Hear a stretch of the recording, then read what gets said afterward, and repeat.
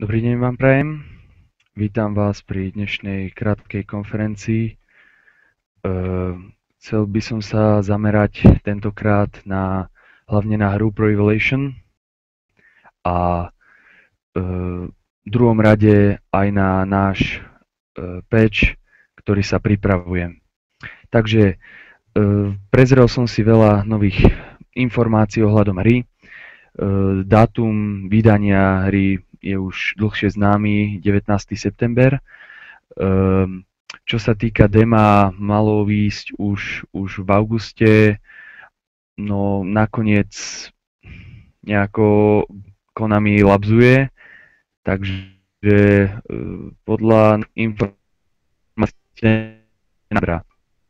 Podľa mňa, či z tých 8 dní stiahnem skôr ako demo, alebo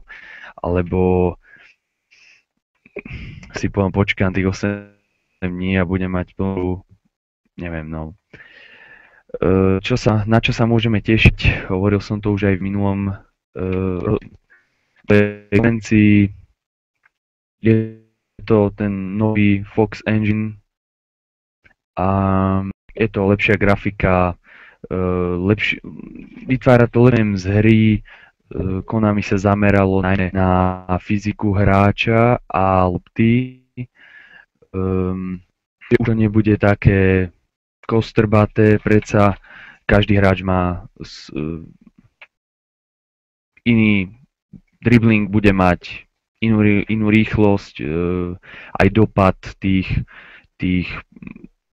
jeho dovedností alebo teda ukazateľ tých dovedností sa ukáže potom aj v tej hre. Lebo nakoľko, povedzme, v minulom ročníku v Pro Evolution Soccer 2013, či ste si vytvorili s úrovňou 70 alebo 80, bolo to úplne jedno. No, môžeme sa ďalej tešiť na lepšiu organizáciu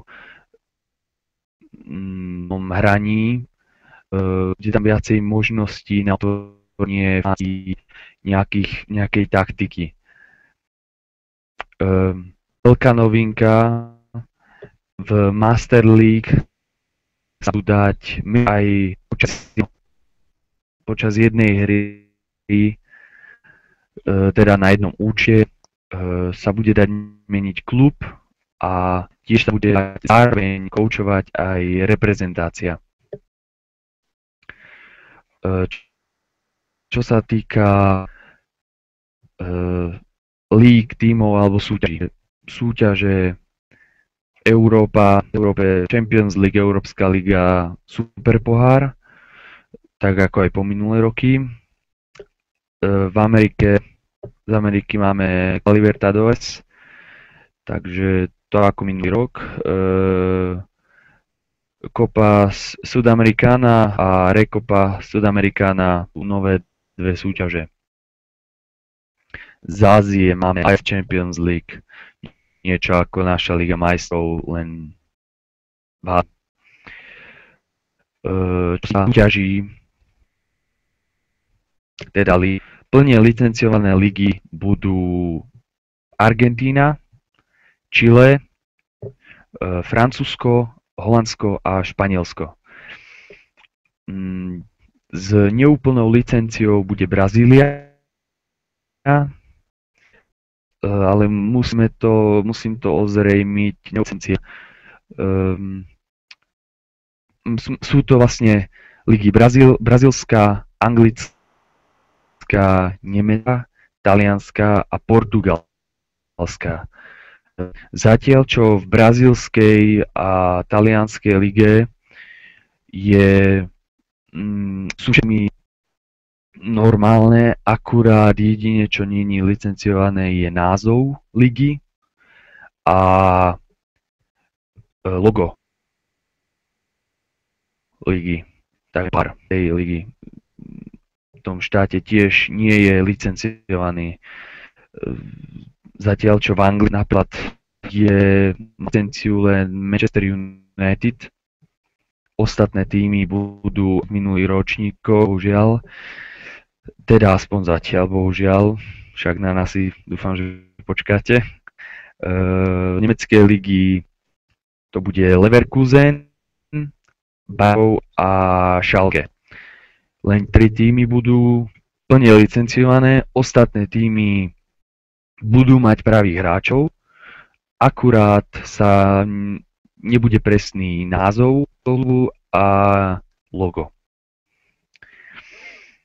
A portugalská liga, tam budeme mať Cos Ferreira, Benfica, Sporting Braga, Porto, Sporting Lisabon, ak som na niečo nezabudol.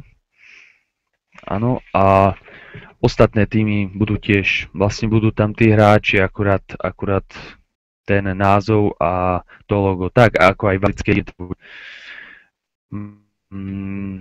známe týmy,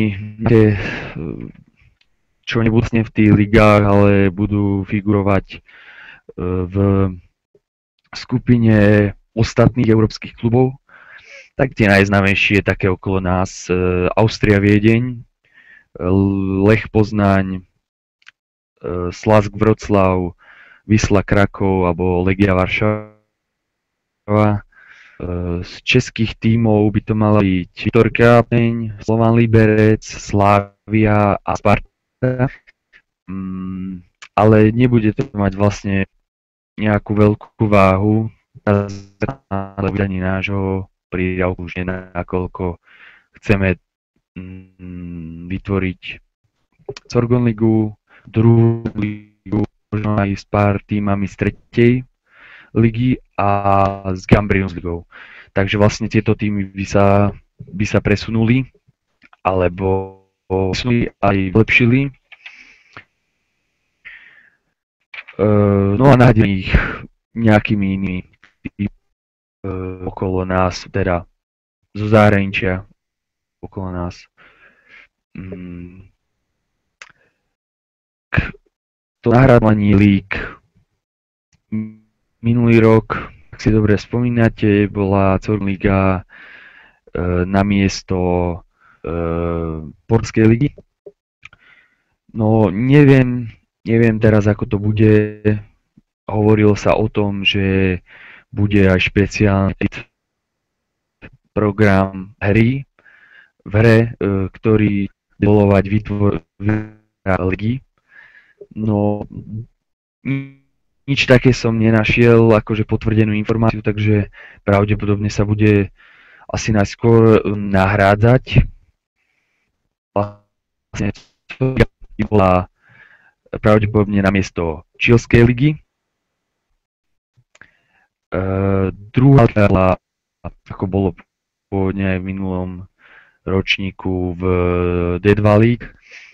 A Gambrinus liga buď namiesto portugalskej ligy alebo argentínskej ligy. Samozrejme, že nechám vám na výber, aby sme vás nutili.